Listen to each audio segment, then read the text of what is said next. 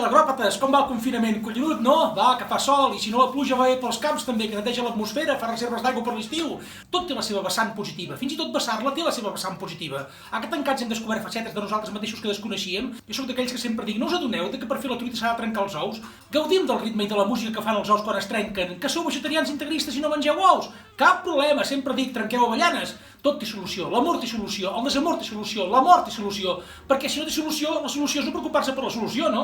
Sempre dic que no vull ser d'aquells que es passen la vida renegant d'ella i llavors, quan veu les orelles al llop, es queixen que és curta. Abans pensava que només et fa feliç les coses llargues, i no ho penseu, La quantitat, pensava, potser sí, però em vaig adonar que només la quantitat de la qualitat em feia feliç. Sempre dic que la resta de quantitats mediocres són pastanagues de ruc de sínia, analgèsics dolents que narcotitzen l'optimisme i procrastinen l'assoliment de la real felicitat. Ai, em sembla que m'he fet sang dient això. Però és igual, me'n queden 5 litres, aquesta és l'actitud. A mi em fan feliç les petites coses de la vida, i no em refereixo a un petit camió ple de diamants o una petita illa al Pacífic. A veure, que no ho rebutjaria si s'escaigués, però no volia dir això. Volia dir el somriure d'un nen, una posta de sol, això últim ja sé que no és astronòmicament petit, però quin problema hi ha? I si és una excepció a la norma, benvingut sigui, no tot el que és excepcional, no? Que no ens llaven les coses excepcionals. Quan algú diu, l'estat espanyol pitjor no pot gestionar la pandèmia, sempre dic, això és una bona notícia, si pitjor ja no pot ser, hem d'anar millor per collons, vinga alegria, va alegria, home!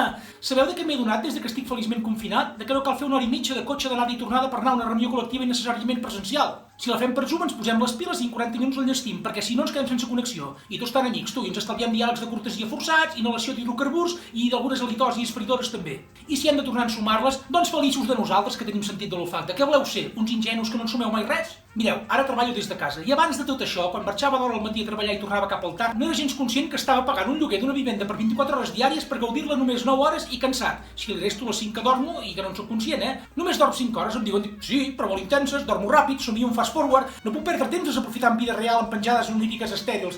Que això del coronavirus ens fa estar a casa, doncs feliços de nosaltres que tenim casa. I aprenguem a estar amb els nostres, cony, que més d'una ha descobert aquests dies que eren família numerosa a casa. Vinga, optimisme i molta broma, aquí va! Però compte, que quan al cel hi ha brometes, a terra hi ha pastetes.